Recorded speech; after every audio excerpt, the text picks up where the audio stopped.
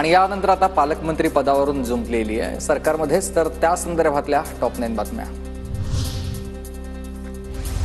ठाकरेंना संपवून शिंदेंना आणलं, शिंदेंना संपवून नवीन उदय कुणाचा होणार आहे? काही उदय 2 दगडावर हात मारून आहेत. वडेट्टीवारांचा रोख नक्की कुणाकडे आहे याची चर्चा सुरू झाली आहे की आता उद्धवजींना संपवून शिंदेजींना आणलं, शिंदेजींना संपवून उद्या नवीन एक उदय, तो उदय कुठला असेल त्याला पुढे आणण्याचा प्रयत्न होईल. ही सुद्धा स्थिती महाराष्ट्रात येईल शिवसेनेच्या बाबतीत. उदय सामंतांसोबत 20 आमदार सरकार स्थापन करताना मुख्यमंत्री पदासाठी जेव्हा एकनाथ शिंदे रुसले तेव्हाच उदय होणार होता, पण शिंदे सावध झाले. थेट सामंतांचं नाव घेत संजय राऊतांचा दावा आहे. उदय सामंत यांच्याबरोबर माझ्या माहितीप्रमाणे 20 आमदार आहेत.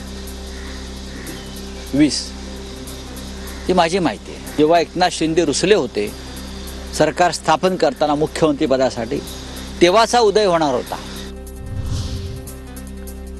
शिंदे आणि माझे संबंध राजकारणापलीकडचे आहेत. संजय राऊतांचं वक्तव्य केवळ बालिशपणा आहे. शिंदे आणि माझ्यामध्ये कुणीही वाद निर्माण करू नये. वडेट्टीवार स्वतः भाजपमध्ये येण्यासाठी फडणवीसांना किती वेळा भेटले याची आमच्याकडे माहिती आहे. संजय राऊत आणि वडेट्टीवारांच्या दाव्यानंतर उदय सामंतांचं दाओस बधून हे उत्तर आहे. हे वक्तव्य संजय राऊत आणि विजय वडेट्टीवार यांनी केलं हे धादांत खोटं आहे.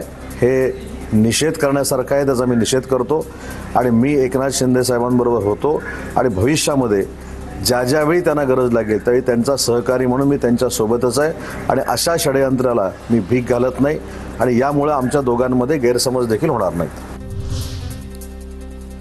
कसला उदय होणार? तथ्यहीन बातम्या पसरवल्या जात आहेत. विजय वडेट्टीवार आणि राऊतांच्या सामंतांवरील दाव्यावर अजित पवारांची प्रतिक्रिया. याला काही अर्थ नाही. याला हे तथ्यहीन बातम्या आहेत. उगीच कारण नसताना अशा प्रकारच्या बातम्या पसरून देणं बरोबर नाही. उदय सामंत कोणत्याच एका पक्षाचे नाही आहेत, मात्र शिंदेंना जमले तितके आमदार उदय सामंत जोडू शकतील का ही शंका आहे. उदय सामंतांचं थेट नाव घेत सुषमा अंधारे यांची टीका आहे. उदय सामंत अत्यंत फ्लेक्झिबल आहेत. आधी राष्ट्रवादीतनं शिवसेनेत, शिवसेनेतनं शिंदे गटात. त्यामुळे अशा फ्लेक्झिबल चेहऱ्याला घेऊन भाजपा निश्चितपणे एका नव्या समीकरणाचा उदय घडवून आणू शकते. शिवसेनेचे सर्व 60 आमदार एकनाथ शिंदेंच्या आदेशानुसारच चालतात. शिंदे स्वतः उदय सामंतांच्यावर जास्त जबाबदारी टाकतात. राऊतांना खळबळजनक वक्तव्य करण्याची सवय आहे. मंत्री संजय शिरसाट यांनी राऊत आणि वडेट्टीवारांचे दावे फेटाळले. 60 पैकी एकही आमदार शिंदे साहेबाच्या आदेशाविना काम करत नाही हे मी तुम्हाला स्पष्टपणे सांगतो. एक डाऊटफुली नजरेने आम्ही पाहावं असं जर त्यांना काही वाटत असेल तर त्यांचा गोड गैरसमज आहे. महायुतीमध्ये पालकमंत्री पदावरून वाद होणं बहुमताचा अनादर आहे. आता फक्त खून आणि मारामाराच होणं बाकी राहिले. पालकमंत्री पदावरून संजय राऊतांचा हा निशाणा आहे. ते मंत्रीपद, पालकमंत्रीपद देतात आणि स्थगिती देतात.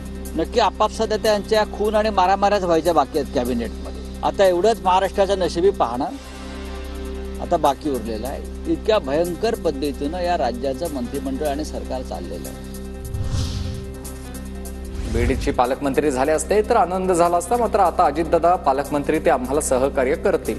पालकमंत्री पदावरून पंकजा मुंडेंचं विधान. बीडचं पालकमंत्री म्हणजे मी बीडची लेक आहे. बीडची सेवा करायची संधी मला मिळाली असती तर अजून आनंद झाला असता. बीडकरांनाही खूप आनंद झाला असता. कोल्हापुरातील लोकांच्या मनातला पालकमंत्री मीच आहे, हसन मुश्रीफांचं हे वक्तव्य. तर सहपालकमंत्री ही नवीन पद्धत सुरू झाली आहे. मुंबईला गेल्यावर सहपालकमंत्री काय आहे हे समजून घेईन. मुश्रीफांची माहिती. कोल्हापूर जिल्ह्यातल्या लोकांच्या मनातला पालकमंत्री मीच आहे. हे सहपालकमंत्र्याची पद्धत नवीन झालेली आहे हे खरं आहे.